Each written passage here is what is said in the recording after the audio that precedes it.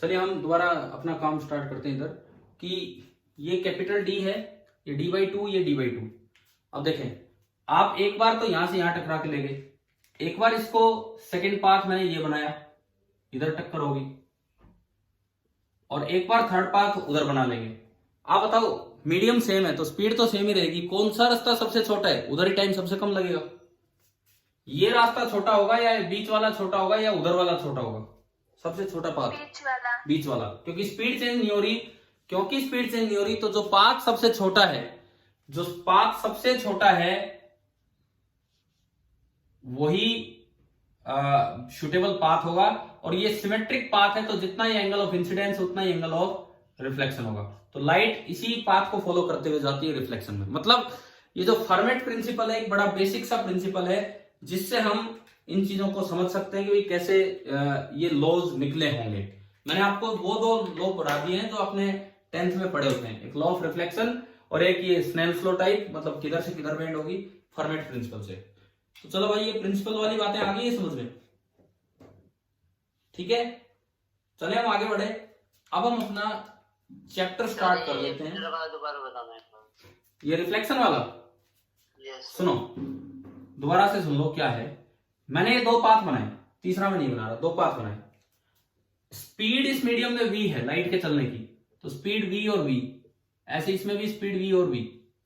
हम कहते हैं कि लाइट उस पाथ को फॉलो करते हुए जाएगी जिससे जाने में उसे मिनिमम टाइम लगे। तो यूं बताओ, कौन सा पाथ छोटा है, ग्रीन वाला या रेड वाला? कौन सा पाथ छोटा है बताओ, इन दोनों में छोटा पाथ कौन सा है? या जो सिमेट्रिक पाथ है वो सबसे छोटा होता है। इसमें क्या होगा, ये लंबाई बहुत ज्यादा होगी, ये वाली लंबाई बहुत ज्यादा हो जाती है, तो जो सिमेट्रिक पाथ है वो सबसे छोटा होता है। छोटा पाथ होगा, स्पीड दोनों में सेम है, तो जहां पाथ छोटा होगा वहां टाइम कम लगेगा, यानी कि मिनिमम टाइम वाला पाथ होगा सबसे सिमेट्रिक। अब अगर ये वाला पाथ लाइट फॉलो करती तो एंगल ऑफ इंसिडेंस कम होता और एंगल ऑफ रिफ्लेक्शन ज्यादा होता, रिफ्लेक्शन। लेकिन सिमेट्रिक पाथ लाइट फॉलो करेगी तो एंगल ऑफ इंसिडेंस और एंगल ऑफ रिफ्लेक्शन बराबर होगा, और यही आपका लॉ ऑफ रिफ्लेक्शन होता है। यही आपका लॉ ऑफ रिफ्लेक्शन होता है। यही जो है ये सिंपली आपका लॉ ऑफ रिफ्लेक्शन है। समझ में आया? तो मतलब लाइट चाहे रिफ्लेक्शन हो चाहे रिफ्रैक्शन हो, लाइट एक जगह से दूसरी जगह जाने में उस रास्ते को फॉलो करती है जहां से जाने में और कंपैरेटिव पाथ्स के मुकाबले उसको कम टाइम लगे, मिनिमम टाइम। ये है आपका Fermat's principle of stationary time. क्या क्लियर हो गया कि नहीं बताओ? यस। ठीक है। अब ये मैंने कुछ बेसिक प्रिंसिपल्स आपको पढ़ाए बिना कोई चैप्टर स्टार्ट किए। अभी तो हम वही काम कर रहे हैं, मे भी आज की क्लास में कुछ इस तरह की जानकारियां ही चलती रहे। अब बात आती है, जैसे हम लाइट की कुछ और प्रॉपर्टीज की बात करें, स्पीड ऑफ लाइट, ये आपको अच्छे से पता होता है कि speed of light in vacuum, speed of light in vacuum, vacuum में जो लाइट चलेगी वो एक फिक्स स्पीड से चलती है, यूनिवर्सल कांस्टेंट है। कितना? 299, 792, 458 मीटर पर सेकेंड। आज के टाइम ये एक फिक्स कांस्टेंट है। खास बात इसकी स्पीड की ये है, सबसे मेन बात इस स्पीड के बारे में ये है कि this thing is independent of observer. ये क्या मतलब है? इस पॉइंट का क्या मतलब है कि this thing is independent of observer. देखिए इसका मतलब क्या है, सुनो।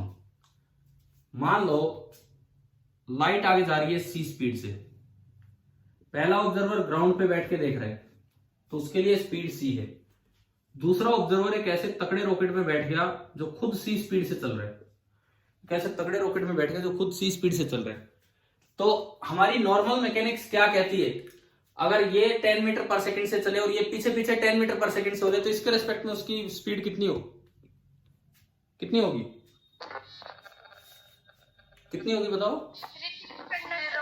0। क्या कह रहे हो? बीच में कोई कुछ और बोल रहा था। सर रिपीट कर दो। मैंने कहा कि लाइट की जो स्पीड है वो एक फंडामेंटल कांस्टेंट है, वो एक अलग चीज है, लेकिन उसके बारे में एक और खास बात यह है कि this thing is independent of observer. ये जो स्पीड है ये ऑब्जर्वर से इंडिपेंडेंट होती है। ये जो स्पीड है ये ऑब्जर्वर से इंडिपेंडेंट होती है, मतलब चाहे रेस्ट पे बैठा ऑब्जर्वर देखे उसको भी लाइट सी से दिखेगी। वैक्यूम की बात कर रहा हूं मैं, वैक्यूम की। चाहे आप तेज भाग लो, मैं कहता हूं सी से भाग लो, नॉर्मल मैकेनिक्स कहती है कि आपको जो लाइट की स्पीड नजर आएगी वो कितनी आनी चाहिए, सी माइनस सी। भाई अगला 10 से जा रहा है, आप 10 से पीछे हो लिए तो आपको स्पीड 0 नजर आती है ना, ठीक है। और अगर मान लो लाइट इधर आ रही है सी से और आप भी लाइट की तरफ चल पड़े सी से, तो आपको लाइट की स्पीड कितनी नजर आनी चाहिए, सी प्लस सी। पहले तो ये बताओ मैकेनिक्स की ये सिंपल कॉन्सेप्ट समझ में आ गए हैं? हाँ भाई, यहां तक क्लियर है? लेकिन लाइट की स्पीड इंडिपेंडेंट ऑफ ऑब्जर्वर है, इसका मतलब सी माइनस सी भी सी होगा और सी प्लस सी भी सी होगा। क्या मतलब, चाहे ऑब्जर्वर रेस्ट पे हो उसको भी लाइट की स्पीड सी नजर आएगी, चाहे ऑब्जर्वर लाइट के पीछे कितनी स्पीड से भाग ले उसको तब भी लाइट की स्पीड सी ही नजर आएगी, चाहे सेम डायरेक्शन में भाग ले चाहे अपोजिट डायरेक्शन में भाग ले। तो आप समझ गए हो वैसा क्वेश्चन कैसे बन जाएगा। सीधा सवाल बनता है, आपको सही स्टेटमेंट छाटनी है, C plus C is C, C minus C is 0, C plus C is 2c, C minus C is C. पता है मल्टी करेक्ट बन गया है, ये पहचान में आ जाएगा अभी ऐसे कोई सवाल लाइट से रिलेटेड आएंगे तो एक तो ये हो गया और एक ये हो गया। क्लियर है ना, मतलब इस तरह से छोटी छोटी बातों से क्वेश्चंस बन जाते हैं यहाँ पे। इसके बाद अब मुझे लगता है कि हमें अपना चैप्टर स्टार्ट कर लेना चाहिए। जो पहला आपका चैप्टर है वो 3 चैप्टर्स में चल के आपकी ऑप्टिक्स भी और ड्यूअल नेचर भी, आपकी ऑप्टिक्स भी और ड्यूअल नेचर भी, तो एनसीईआरटी के अगले 3 चैप्टर्स में कवर होगा। तो ढंग से पढ़ना है, बहुत अच्छी ब्रांच है। और अब हम अपना चैप्टर स्टार्ट ही कर रहे हैं। क्या है देखिए, आपके चैप्टर का नाम क्या दिया है बुक में, दोबारा बोलना, रे ऑप्टिक्स या ज्योमेट्रिकल ऑप्टिक्स, क्या लिखा उन्होंने, ray optics and optical instruments. ये वाला चैप्टर हम स्टार्ट करेंगे अभी। अब इसको देखो कितने पार्ट्स में हम पढ़ेंगे। इसको मेनली हम यूं लगा लो कि 4 पार्ट्स में पढ़ सकते हैं। पहला पार्ट हम स्टडी कर रहे होंगे reflection of light, second part हम स्टडी कर रहे होंगे रिफ्रैक्शन ऑफ लाइट,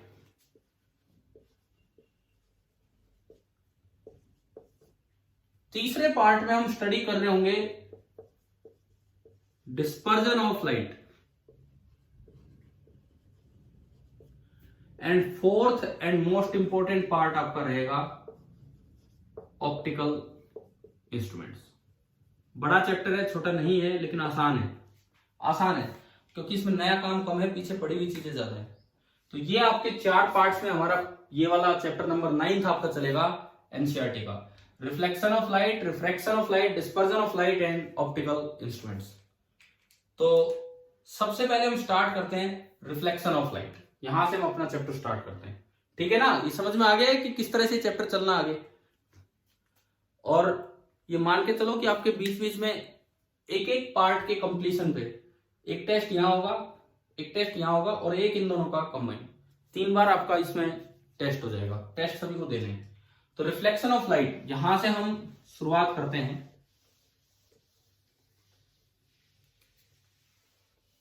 सबसे पहले हम शुरुआत कर लेते हैं अपने लॉज की, लॉज ऑफ रिफ्लेक्शन, जो आप सभी बच्चों ने पढ़ रखे होते हैं, लॉज ऑफ रिफ्लेक्शन। और इसके बारे में खास बात क्या है, ये अनकंडीशनल लॉज है, ऐसा नहीं कि कोई कंडीशन होगी तभी लगेगी। लाइट के केस में ये हमेशा वैलिड है। These are unconditional laws.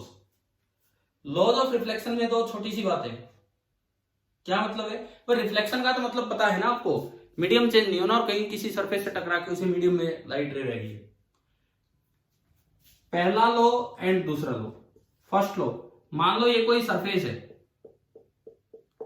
ये कोई भी एक सरफेस है। मैं क्लियर करूं आपको कि ऐसा नहीं है खाली प्लेन सरफेस पे लगेंगे, ये कर्व सरफेस पे भी लगते हैं। वो तो हम डायग्राम में प्लेन बना रहे हैं। कभी पूछ लिया जाए कि क्या law of reflection curve surface पे वैलिड है, बिल्कुल वैलिड है। लॉ ऑफ रिफ्लेक्शन आपके कर्व सरफेस पे भी वैलिड है। तो देखो ये कोई पॉइंट है, ये कोई भी एक पॉइंट है, यहां आके कोई रे इंसिडेंट होती है, this is called incident ray. ये आपकी इंसिडेंट रे है। आपने क्या किया, इस जगह एक नॉर्मल बना दिया सरफेस पे, इस जगह एक नॉर्मल बना दिया। नॉर्मल के साथ इंसिडेंट रे का जो एंगल होता है उसे हम क्या बोल देते हैं, नॉर्मल के साथ जो इंसिडेंट रे का एंगल होता है उसे हम क्या बोल दिया करते हैं, एंगल ऑफ, हाँ एंगल ऑफ इंसिडेंस। ठीक है, अब दो रूल है, बच्चों को लगता है बस एक दूसरा रूल ही काम का है, आई बराबर आर। बच्चों के दिमाग में ये रहता है कि केवल सेकंड रूल ही हमारे काम का है कि आई बराबर आर, और वो फटाफट ये बना देते हैं, ये रिफ्लेक्टेड रे, और रिफ्लेक्टेड रे का नॉर्मल के साथ जो एंगल है, ये नॉर्मल है, नॉर्मल के साथ जो एंगल है that is angle of reflection, this is called angle of reflection. और उन्हें लगता है बस एक ही रूल काम का है, I is equal to are, है कि नहीं? बताओ, ये पढ़ा है आपने 10th में? इसके अलावा एक और भी तो रूल था, क्या था? Incident ray, the normal to the surface at the point of incidence and the reflected ray, the all lie in the same plane. ये आपकी है रिफ्लेक्टेड रे। अब कई बार देखो 10th में बच्चा सोचता है यार इस रूल का क्या फायदा है, ये तो वैसे ही फालतू का रूल है, क्योंकि क्वेश्चन में तो एक ही रूल काम आ रहा होता है, आई बराबर आर। इतना ही इंपॉर्टेंट ये रूल है। पहला रूल अगर मैं इसको बोलूं तो incident ray, normal, reflected ray, this all lie in same plane.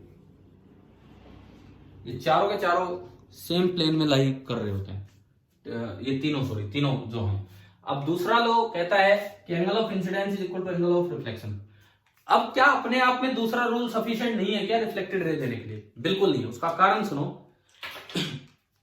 ये मेरा हाथ है, ये एक रिफ्लेक्टिंग सरफेस है, और ये ग्रीन कलर का पेन नॉर्मल है, को रे आती है इधर से, इंसिडेंट हुई, ये एंगल ऑफ इंसिडेंस है सपोज 30 डिग्री। अब अगर आप केवल एक रूल ले एंगल ऑफ रिफ्लेक्शन 30 डिग्री, तो 30 डिग्री पे तो दुनिया भर की रे होंगी। आप देखो इसमें 30 डिग्री पे तो ये रे गई, फिर इधर गई, फिर इधर गई, दुनिया भर की रेज होंगी जो 30 डिग्री पे है कि नहीं? बताओ, समझ में आ रहा है? एक कोनिकल, एक कोन बन जाएगा, पूरा कोन बन जाएगा 30 डिग्री पे, तो उसमें से एक ही रे रिफ्लेक्टेड रे होगी। वो डिसाइड करता है फर्स्ट लॉ। फर्स्ट लॉ कहता है केवल रिफ्लेक्टेड रे वही होगी जो उसी प्लेन में लाई करे जिसमें ये दोनों हैं। आप हाथ पे बना लो, उसी प्लेन में जो रे होगी वही होगी। और पहला रूल भी अपने आप में सफिशिएंट नहीं है।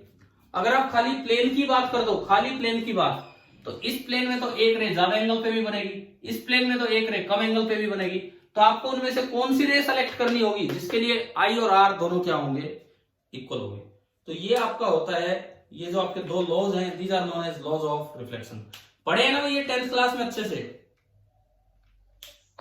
ठीक है। अब बात आती है कि फिर 12th में क्या नया है, उसमें ऐसा क्या देखें हम। सबसे पहला रूल कि आई, आर और एन ये कोप्लेनर है। कभी वेक्टर्स के समय, वेक्टर मैंने पढ़ाया था आपको उस समय +1 में, वेक्टर्स में, चलो जहां भी जैसे भी पढ़ाओ वेक्टर्स में एक कोप्लेनिटी की कंडीशन आती है कि कोई 3 वेक्टर कोप्लेनर तब होते हैं जब उनका स्केलर ट्रिपल प्रोडक्ट 0 होता है। पढ़ा है क्या कभी ये? देखिए, नहीं पढ़ा तो कोई बात नहीं, हाँ पढ़ लिया होगा। इंसिडेंट रे को मैंने बोल दिया आई वेक्टर, नॉर्मल को मैंने बोल दिया एन वेक्टर, और रिफ्लेक्टेड रे को मैंने बोल दिया आर वेक्टर। इनकी डायरेक्शंस को या कैप भी लगा सकते हो। अगर आप कहीं वेक्टर कहां से आ गए तो भाई यूनिट वेक्टर ले लो, आई कैप, कैपिटल आई कैप है ये, वो आई जे वाला नहीं है। Incident ray, normal and reflected ray, incident ray, normal and reflected ray, इन तीनों का स्केलर ट्रिपल प्रोडक्ट, ऐसे लिखते हैं स्केलर ट्रिपल प्रोडक्ट, ऐसे, ये हमेशा कितना होगा? 0 होगा। इन तीनों का स्केलर ट्रिपल प्रोडक्ट हमेशा 0 होगा। इसका क्या मतलब है? इसका मतलब है किन्हीं भी दो का क्रॉस करो और तीसरे के साथ डॉट करो, किन्हीं भी दो का क्रॉस करो और तीसरे के साथ डॉट करो तो वो 0 होगा, क्योंकि ये तीनों प्लेनर हैं, इसलिए इनका स्केलर ट्रिपल प्रोडक्ट 0 होगा। मतलब किन्हीं भी दो का क्रॉस प्रोडक्ट, जैसे I cap cross N cap,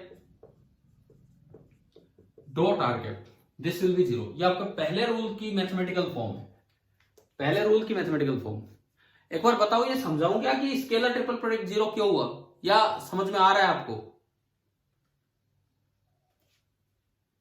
देख लो यहां से, नहीं फिर भी बता देता हूं, एक लाइन का ही है। इंसिडेंट रे और नॉर्मल रे इस प्लेन में है, आई और एन का अगर आप क्रॉस करोगे तो वो इस प्लेन के परपेंडिकुलर आएगा, क्योंकि क्रॉस प्रोडक्ट हमेशा दोनों के परपेंडिकुलर आता है। तो आई और एन का क्रॉस इसके परपेंडिकुलर आएगा। अब तीसरी रे भी अगर इसी प्लेन में होगी तो उसका एंगल इस क्रॉस प्रोडक्ट के साथ 90 डिग्री हो जाएगा। भाई इन दोनों का क्रॉस प्रोडक्ट तो इस प्लेन के परपेंडिकुलर आएगा, तीसरी रे भी उसी प्लेन में है तो उसका एंगल इसके साथ 90 डिग्री, और 90 डिग्री वाले के साथ डॉट प्रोडक्ट कितना हो जाना है? जीरो। ठीक है, 90 डिग्री वाले के साथ डॉट प्रोडक्ट हो जाना है जीरो। अब इस पे बेस्ड कैसा क्या सवाल आ सकता है? केवल फर्स्ट लॉ ऑफ रिफ्लेक्शन पे बेस्ड आपको यूं दे दिया जाए कि भाई इंसिडेंट रे का वेक्टर दे दिया unit vector,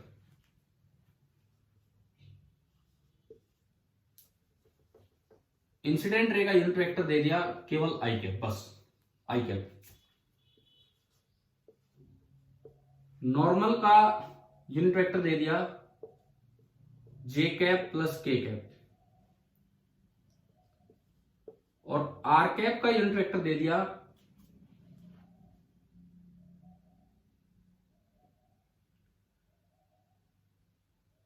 to I cap minus K cap. आपको चेक करना है क्या ये रियल में ये गिवन वैल्यूज सही है कि या ये पॉसिबल नहीं है, इस तरह से चेक करना हो। तो देखो क्या करना होगा, स्केलर ट्रिपल प्रोडक्ट निकालना कैसे होता है सुनिए। आप क्या करेंगे, I cap N cap R cap, इनको ऐसे लिख दीजिए। स्केलर ट्रिपल प्रोडक्ट निकलता है डिटरमिनेंट से। आप आई कैप जे कैप के कैप मत लिखो ऊपर ना, पहला वेक्टर है ये आई, पहला कोएफिशिएंट 1 प्लस 0 प्लस 0, तो ये आपका हो गया 1 0 0। दूसरे में आई के साथ कुछ है नहीं, 0, जे और के साथ 1 और 1 है। तीसरे में आई के साथ 2 है, जे के साथ 0 है, और इसके साथ है -1। डिटरमिनेंट खोलना आता है आपको? डिटरमिनेंट खोलना आता है without I cap J cap के कैप? फर्स्ट ब्रैकेट इनटू ये पहला 1 माइनस सेकेंड ब्रैकेट इनटू दूसरा 0 प्लस थर्ड ब्रैकेट इनटू तीसरा 0। ये आई कैप जे कैप के कैप वाली जगह ये आ गई। बताओ भाई डिटरमिनेंट ओपन करना आ रहा है, कैसे करना है? बोलो एक मिनट, क्या डिटरमिनेंट ओपन करना आ रहा है? किस तरह से कर रहे हैं? जब पहली ब्रैकेट देखेंगे, पहली ब्रैकेट, तो यहां आएगा 1 इंटू -1 -1 प्लस 1 इंटू 0 1 ना सॉरी 0। अगले ब्रैकेट में से कुछ हो बाहर 0 मल्टीप्लाई हो गया, और अगले ब्रैकेट में से कुछ हो बाहर 0 मल्टीप्लाई हो गया। तो आप बताओ ये कितना आया? ये -1 आया। तो क्या ये तीनों कोप्लेनर हैं? हाँ भाई, क्या ये तीनों कोप्लेनर हैं कि नहीं है? नहीं है। तो ये तीनों एक पेयर को, एक इस तरह की चीज को रिप्रेजेंट नहीं कर रहे हैं जो रिफ्लेक्शन को दिखा रहा हो। अच्छा, इसी सवाल को बदल के यूं पूछ ले पेपर में, plus B J cap minus K cap, यूं आ जाए। अब सवाल आ जाए कि find the value of B, find the value of B, कि ये इंसिडेंट रे की डायरेक्शन है, ये नॉर्मल की डायरेक्शन है, और ये आर की डायरेक्शन है। इस तरह से आपको बी की वैल्यू बतानी है। Find the value of B, ये आपसे पूछ लिया गया है। कैसे करेंगे? अब ये आर वेक्टर है, ये इन्होंने यूं दिया कि कोई कैप नहीं दे रखा, कोई बात नहीं, एक डायरेक्शन दे दिया भाई कि भाई ये है, ये कैप नहीं है। यूनिट वेक्टर शुरू से ही नहीं लिया मैंने, मैं गलती से कैप लगा रहा था, क्योंकि ये यूनिट वेक्टर नहीं है, √2 है। उनकी डायरेक्शन में कोई वेक्टर दे दिया, उनकी डायरेक्शन में कोई वेक्टर दे दिया। कैप होता तो मुझे थोड़ा सा एक एक्स्ट्रा ध्यान रखना पड़ता कि 1/√2 आता। अभी कोई कैप नहीं है, तो ये कैप ना भी हो, चाहे यूनिट वेक्टर लो चाहे बड़ा वेक्टर लो, प्लेनर है तो प्लेनर ही रहेंगे। आप बताओ बी की वैल्यू कितनी होगी? जब इसको लिखोगे तो यहाँ 0 की जगह क्या आ जाएगा? बी। जब इसको ओपन करेंगे तो फर्स्ट ब्रैकेट में -1 एंड ये आपका होगा -b। ये जब यूं देखेंगे तो दिस इज -b, और वो तो 0 है ही। और क्योंकि ये तीनों प्लेनर हैं तो इनका ट्रिपल प्रोडक्ट 0 आना चाहिए। तो -1 - b is 0। It means b is equal to -1। ये b की वैल्यू आपको निकालनी होगी। अब बताओ ये पहला रूल कैसे यूज होगा वेक्टर फॉर्म में, क्या क्लियर हो गया है कि नहीं? Yes sir. ठीक है। अब 10th में आप पढ़ के आते हो, लेकिन 10th में वेक्टर थोड़ी पढ़ा होता है, तो हम इतना नहीं पढ़ते, बस वो लॉ ऑफ रिफ्लेक्शन वो पढ़ लेते हैं खाली। ठीक है। दूसरा सेकंड लॉ पे चलते हैं हम। सेकंड लॉ, ये तो पहले का मैंने यूज करवाया। दूसरा लॉ कहता है कि I cap is equal to R cap. अब उसका यूज कैसे होगा, तो देखो उसका तरीका सुनो। सबसे पहली बात, इंसिडेंट रे को आई कैप नहीं लिखते, क्योंकि आई कैप, जे कैप, के कैप तो एक अलग फॉर्मेट है, तो अक्सर इंसिडेंट रे को कुछ अलग सिंबल दे दिया जाता है, ई कैप। तो जो आपका पहला रूल बना वो ये बना, E cap, N cap, R cap, इनका स्केलर ट्रिपल प्रोडक्ट आपका 0। ये आपका बन गया फर्स्ट रूल। ये स्मॉल लिख रहे हो तो ये भी स्मॉल लिख लो। अब दूसरे रूल को कैसे यूज करें, दूसरे रूल को कैसे यूज करें उसका तरीका देखो आप। सपोज ये कोई मिरर है, ये कोई भी एक मिरर है इस तरह का, और देखिए इस मिरर का नॉर्मल ये है एन कैप ऊपर की तरफ, और मैं कहता हूं कि ये मिरर है एक्स वाई प्लेन में। ये जो मिरर है ये एक्स एक्सिस, ये वाई एक्सिस, तो ऊपर कौन सा एक्सिस हो जाएगा? ऊपर जेड एक्सिस हो गया। तो आप एन कैप को के कैप बोल सकते हैं? हमें बताओ, एन कैप को हम के कैप बोल सकते हैं? ये इतना आ रहा है क्या समझ में? Yes sir. ठीक है। Yes sir. अब देखिए ये इंसिडेंट रे की डायरेक्शन है, ई कैप, इंसिडेंट रे की डायरेक्शन। तो इंसिडेंट रे कुछ ऐसे बन रही है, यूं जा रही है यूं नीचे की तरफ, तो उसका एक्स कंपोनेंट तो पॉजिटिव है, एक्स कंपोनेंट तो पॉजिटिव, लेकिन एक बात श्योर है कि उसका ये नेगेटिव होगा, के कैप नेगेटिव होगा। एक्स और वाई तो पॉजिटिव हो सकता है, लेकिन वो के नेगेटिव में जा रहा है, तो मैंने ई कैप को बोल दिया आई cap plus J cap minus K cap, और यूनिट वेक्टर बोलना है तो डिवाइडेड बाई √3। यूनिट वेक्टर बनाना है तो डिवाइड बाई √3। बताओ ये आया क्या समझ में, कैसे किया? ठीक है। अब जो रिफ्लेक्टेड रे बनेगी, जो भी रिफ्लेक्टेड रे बनेगी ये, उसका आर कैप क्या होगा? सुनो डायरेक्ट, फिर मैं एक फॉर्मूला दूंगा। नॉर्मल किस डायरेक्शन में है? नॉर्मल किस डायरेक्शन में है? के कैप में। तो के कैप वाला कंपोनेंट आप रिवर्स कर दो। पहला कंपोनेंट है आई कैप बाई √3 सेम रखो, दूसरा कंपोनेंट है जे कैप बाई √3 सेम रखो। नॉर्मल जिस डायरेक्शन में है वो कंपोनेंट रिवर्स कर दो। तो नॉर्मल था माइनस के कैप बाई √3 इधर था, तो के कैप वाले कंपोनेंट को रिवर्स करना है तो क्या हो जाएगा? प्लस के कैप बाई √3। पहली बात बताओ ये समझ में आया क्या हुआ है कि अलोंग द नॉर्मल जो डायरेक्शन है वो वाला कंपोनेंट रिवर्स हो जाएगा, वो ऊपर की तरफ चल पड़ेगा। अलोंग द नॉर्मल जो डायरेक्शन है वो वाला कंपोनेंट रिवर्स हो जाएगा और ऊपर की तरफ चल पड़ेगा इस तरीके से। भाई बताओ अगर ऐसे डायरेक्ट क्वेश्चन आए तो कर पाओगे? क्या ये समझ में आया कि नहीं आया? ये वाला एग्जांपल, जो भी मिरर का रिफ्लेक्टिंग नॉर्मल होता है उसके अलोंग जो इंसिडेंट रे का कंपोनेंट है आप उसे रिवर्स कर दीजिए। पहले आप ये बताओ क्या ये समझ में आया कि नहीं आया, कैसे होगा? सर ये रिवर्स क्यों किया? मतलब रिवर्स करने का मतलब है, इसका सिंबल क्या है? देखो ये जो ई कैप लिखा है, I cap by √3 plus J cap by √3 minus K cap by √3। I और जे तो सरफेस के पैरेलल है, वो कंपोनेंट एज इट इज रहेंगे। के वाला कंपोनेंट सरफेस के नॉर्मल है, तो रिफ्लेक्शन जब होता है तो नॉर्मल कंपोनेंट लाइट का उल्टा हो जाएगा। तो ये जो माइनस के कैप बाई √3 था, ये यहां पे मैंने क्या लिख दिया है? क्या लिख दिया? प्लस के कैप बाई √3। आप बताओ क्या ये दूसरा रूल कैसे यूज करना है, क्या समझ में आ रहा है? Yes sir. पहला रूल कैसे यूज करना है? स्केलर ट्रिपल प्रोडक्ट से।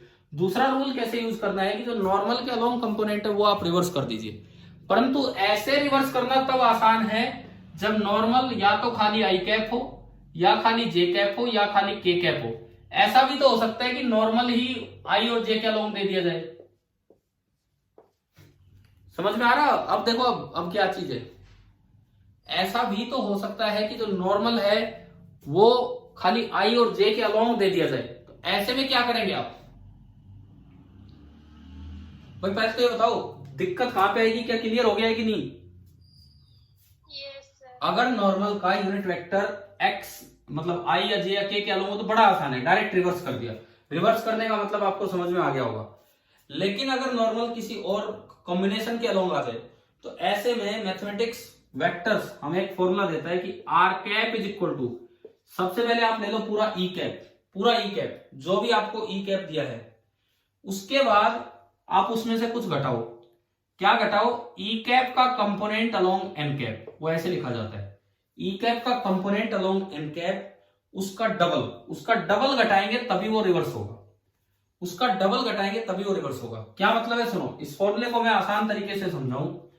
लेट ई कैप इज, इस वाले तरीके से, I cap by √3 plus J cap by √3 and minus K cap by √3, ये आपका हुआ ई कैप। अब एन कैप आपने देखा, एन कौन सी डायरेक्शन में है? के अलोंग है, के कैप। तो के अलोंग उसका कंपोनेंट कितना है? 1/√3। के अलोंग उसका कंपोनेंट है 1/√3। उस कंपोनेंट का डबल करके आप घटा दो, -1/√3 है, उसका डबल करके आप घटा दो।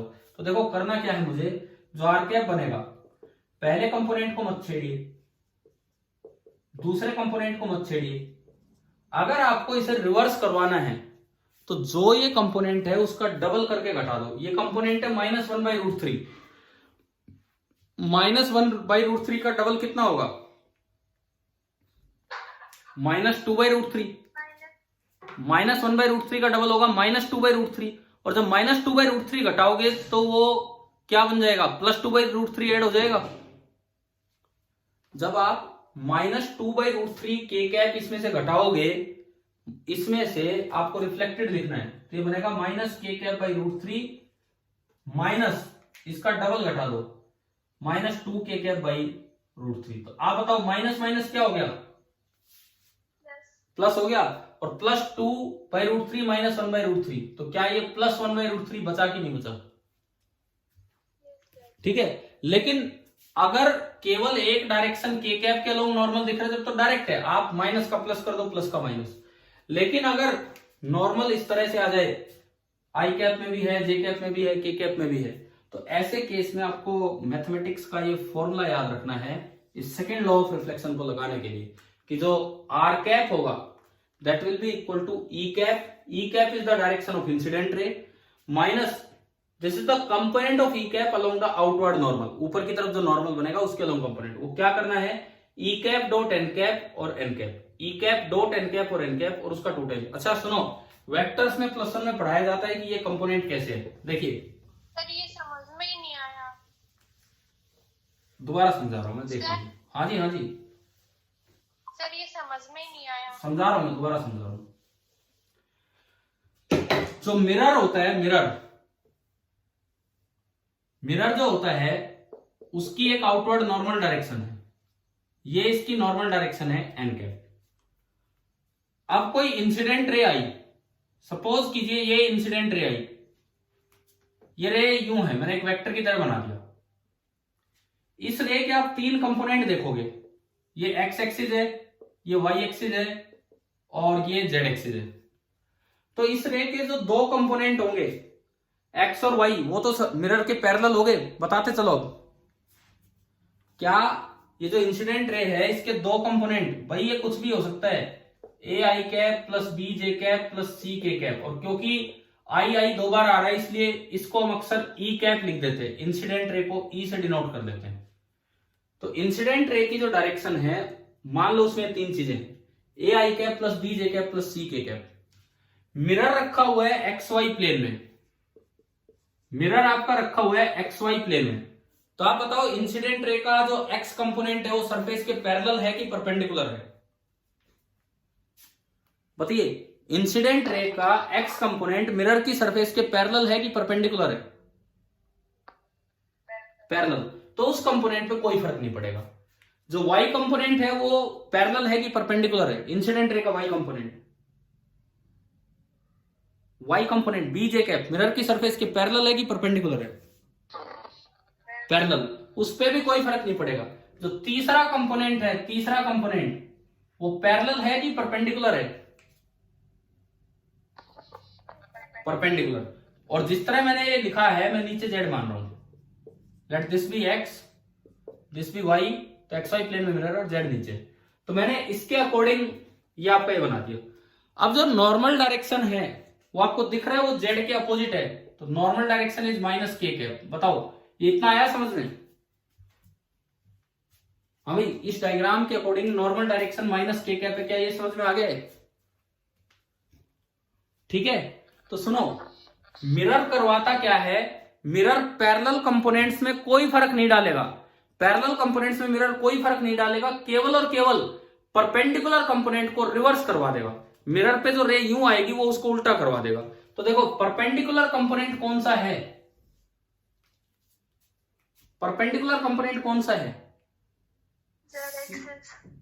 सी के कैप, ये जेड एक्सिस, सी के कैप, ये परपेंडिकुलर कंपोनेंट है। तो जो रिफ्लेक्टेड रे बनेगी, जो भी रिफ्लेक्टेड रे बनेगी जहां भी जाएगी, एक्स और वाई कंपोनेंट पे कोई फर्क नहीं आना, ए आई कैप प्लस बीजे कैप ही आएगा, और जो तीसरा कंपोनेंट है वो रिवर्स हो गया। क्या इतना समझ में आया यहां तक? अब ये हुआ क्या है, रिवर्स होने का क्या मतलब है कि इस रे का नॉर्मल के अलोंग जो कंपोनेंट था, इस रे का नॉर्मल के अलोंग जो कंपोनेंट था, उसका डबल नेगेटिव सब्ट्रैक्ट कर दो तो अपने आप रिवर्स हो जाएगी। उसका डबल नेगेटिव सब्ट्रैक्ट कर दो। मान लो मुझे 5 को -5 बनाना है, 5 को -5 बनाना है, तो मैं 5 में से क्या घटाऊं कि -5 बने? हाँ, मतलब 10 घटाना होगा ना, डबल करके घटाना होगा, तभी तो जब बनेगा वो। समझ गए हो? तो इसका जो कंपोनेंट है अलोंग द नॉर्मल वो सी है, तो सी का डबल करके घटाओगे तो -2c के कैप घटाओगे, तो आप बताओ क्या ये आ गया कि नहीं आया? हाँ भाई, यहां तक आया समझ में? ठीक है, अब ये कंपोनेंट यहां देखना बड़ा आसान था, यहां देखना बड़ा आसान था क्योंकि नॉर्मल जेड के अलोंग है, नॉर्मल जेड के अलोंग है तो सीधा दिख गया, डबल कर दिया। अगर नॉर्मल खुद यूं दे रखा हो, आई cap plus J cap plus के कैप कुछ इस तरह का, तो फिर हम कैसे कंपोनेंट घटाएं? तो +1 में कंपोनेंट करना वेक्टर्स में सिखाया जाता है। कि कैसे सिखाया जाता है सुनिए, ये कोई लाइन है, ये कोई भी एक लाइन है, और ये कोई वेक्टर है, आपको इस वेक्टर का इस लाइन के अलोंग कंपोनेंट करना हो। Let this be N cap, let this be N cap and let this be E cap. आपको अगर इसका इधर कंपोनेंट करना हो, सपोज ये एंगल है थीटा, तो भाई इसका जो कंपोनेंट होगा, इसका जो कंपोनेंट होगा वो ई कोस थीटा हो जाएगा। ये दिख गया भाई? इसका कंपोनेंट कितना होगा? कोस थीटा होगा कि नहीं होगा बताओ? अरे बोलो, इसका कंपोनेंट कोस थीटा होगा और उसकी डायरेक्शन वही है एन कैप, इसका कंपोनेंट होगा कोस थीटा। अब ये कंपोनेंट कैसे निकलेगा? अगर आप ई डॉट एन कैप करोगे, ई डॉट एन कैप, पता ना ई कैप का मैग्नीट्यूड कितना है? 1, एन कैप का मैग्नीट्यूड कितना है? 1, और इन दोनों के बीच का एंगल कितना है? Cos theta. तो क्या ये खुल के 1 कोस थीटा आ गया कि नहीं? क्या अगर आप इस ई कैप डॉट एन कैप को ओपन करते हैं तो क्या ये 1 इंटू कोस थीटा आ गया या नहीं आ गया बताओ? आ गया। और इसकी डायरेक्शन एन कैप है इस कंपोनेंट की, तो इनटू में एन कैप हो रहा है, तो ये आपको कंपोनेंट दे दिया, उसका डबल नेगेटिव करके घटा दिया ई में से, तो वो आपका आर आ जाएगा। तो ये एक फॉर्मूला है जो हमें याद रख लेना है, मैथ्स का फॉर्मूला है जो हम यहां यूज करेंगे। क्या आया कि नहीं आया अभी भी समझ में? हाँ भाई बोलो। अच्छा मुझे ये बताओ, क्या ये वाला पॉइंट आ गया था समझ में, ये इधर वाला पॉइंट? Yes sir. तो ये वही तो बात है, इसमें तो आसान काम था कि नॉर्मल पूरा पूरा के अलोंग है, लेकिन अगर नॉर्मल यू मिले, आई कैप प्लस जे कैप कुछ इस तरह की डायरेक्शन में मिले, तो अब कौन सा कंपोनेंट घटाएं? तो तरीका क्या होता है, सबसे पहले जो इंसिडेंट रे है उसका कंपोनेंट निकालो अलोंग द नॉर्मल, उसका कंपोनेंट निकालो अलोंग द नॉर्मल, और उसका कंपोनेंट अलोंग द नॉर्मल होगा e cap dot N cap into N cap. ये कैसे मैंने यहां से दिखाया, ये +1 में सिखाया जाता है डॉट प्रोडक्ट की एप्लीकेशन में, डॉट प्रोडक्ट की एप्लीकेशन में कि किसी वेक्टर का किसी दूसरी लाइन के अलोंग कंपोनेंट निकालना हो तो आप डॉट प्रोडक्ट लेके और दूसरे का यूनिट वेक्टर मल्टीप्लाई कर दो। आप खुद देखो, ई कैप का मैग्नीट्यूड है 1, तो इसका जो इधर कंपोनेंट आएगा वो 1 इंटू कोस थीटा हो जाएगा, 1 इंटू कोस थीटा, हाँ भाई, ई कैप का जो इधर कंपोनेंट आएगा वो 1 इंटू कोस थीटा होगा कि नहीं इस लाइन के अलाउंग, थीटा वाली साइड, और डायरेक्शन होगी एन कैप, तो ये जो कंपोनेंट बनेगा 1 इंटू कोस थीटा, और अगर आप इसको खोलते हैं तो ये भी 1 इंटू कोस थीटा ही आ रहा है, ई कैप डॉट एन कैप। यानी कि ये वेक्टर का एक फॉर्मूला है कि अगर आपको किसी बी वेक्टर के अलाउंग ए वेक्टर का कंपोनेंट करना हो तो आप डॉट प्रोडक्ट करके और फिर उसको बी कैप से मल्टीप्लाई कर दो, तो वही हम लगा रहे हैं यहाँ पे यूनिट वेक्टर वाला। तो ये तो उसका कंपोनेंट आया, उसका डबल नेगेटिव मतलब उसको डबल करके और फिर घटा दो ई में से, तो वो आपका मिलेगा वेक्टर आर। ये जो है ये लॉज ऑफ रिफ्लेक्शन के मैथमेटिकल फॉर्म है। मैं एक बार फाइनली दोबारा लिखता हूं कि लॉज ऑफ रिफ्लेक्शन की दो मैथमेटिकल फॉर्म्स क्या बनी। पहले रूल की मैथमेटिकल फॉर्म थी कि scalar triple product of E cap N cap R cap, यानी कि किन्हीं भी दो का क्रॉस और तीसरे के साथ डॉट वो होगा 0। और दूसरे फॉर्मूले को यूज करने वाला जो वेक्टर फॉर्म वो बनता है R cap is equal to E cap minus 2 times E cap dot N cap और इंटू एन कैप। यहां पे ई कैप तो है unit vector along incident ray, और बाकी दोनों तो आपको दिखते हैं, एन कैप नॉर्मल के अलोंग और आर कैप रिफ्लेक्टेड रे के अलोंग। तो अब बताओ क्या ये दो फॉर्मूले याद हो जाएंगे क्या हमें? ठीक है, सेकंड वाला मैं फिर पूछ लेता हूं, क्या ये अभी भी समझ में आया कि नहीं आ पा रहा है, क्या कर क्या रहे हम इसमें?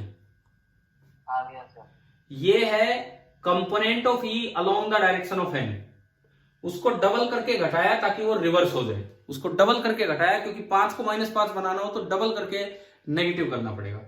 ठीक है, अब अगर कोई क्वेश्चन आता है आपको ई कैप दे रखा हो वेक्टर फॉर्म में, आई कैप जे कैप के कैप में, और आपको एन कैप दे रखा हो और आर कैप पूछा हो, तो सीधा ये फॉर्मूला लगाना है, ई कैप डॉट एन कैप करना, एक नंबर आएगा, ई कैप डॉट एन कैप एक नंबर आएगा, उस नंबर को एन कैप से मल्टीप्लाई कर दो, एन कैप से 2 टाइम्स करो और ई कैप में से सब्ट्रैक्ट कर दो।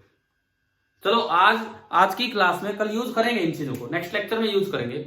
आज की क्लास में हमने पहले ऑप्टिक्स के बड़े बेसिक प्रिंसिपल्स, ऑप्टिक्स में लाइट क्या होती है, फिर ऑप्टिक्स कौन सी ब्रांच है, उसमें क्या पढ़ रहे होते हैं, फिर ऑप्टिक्स का डिवीजन, रे and physical optics, physical optics में वेव एंड क्वांटम। मैंने आपको ये बताया कि अगले तीनों चैप्टर आपके ऑप्टिक्स के ही हैं, क्वांटम मैकेनिक्स भी शामिल हो जाएगा फिर उसमें चल के, तो अगले तीनों चैप्टर में वो पढ़ेंगे। उसके बाद हमने कुछ फंडामेंटल प्रिंसिपल्स पढ़े, फंडामेंटल प्रिंसिपल्स लाइट रे के बारे में। रे क्या होती है उसको डिफाइन किया कि direction of energy propagation with wavelength tending to 0। 3 fundamental principle पढ़े और फिर एक बिल्कुल बेसिक प्रिंसिपल पढ़ा, फॉर्मेट प्रिंसिपल, उसको रिफ्रैक्शन और रिफ्लेक्शन में आपको समझाया कि वो कैसे लगता है। देन लाइट की स्पीड के बारे में एक बात बताई कि वो ऑब्जर्वर इंडिपेंडेंट है, ऑब्जर्वर पे वो डिपेंड नहीं करती है। उसके बाद हम चले रिफ्लेक्शन की तरफ, और लॉज ऑफ रिफ्लेक्शन को हमने एक नए रूप में देखा, क्योंकि अब तक जो आप 10th क्लास में देख के आते हैं वो तो सिंपल लॉज ऑफ रिफ्लेक्शन की स्टेटमेंट्स है, अब आपने उनको वेक्टर फॉर्म में देखा।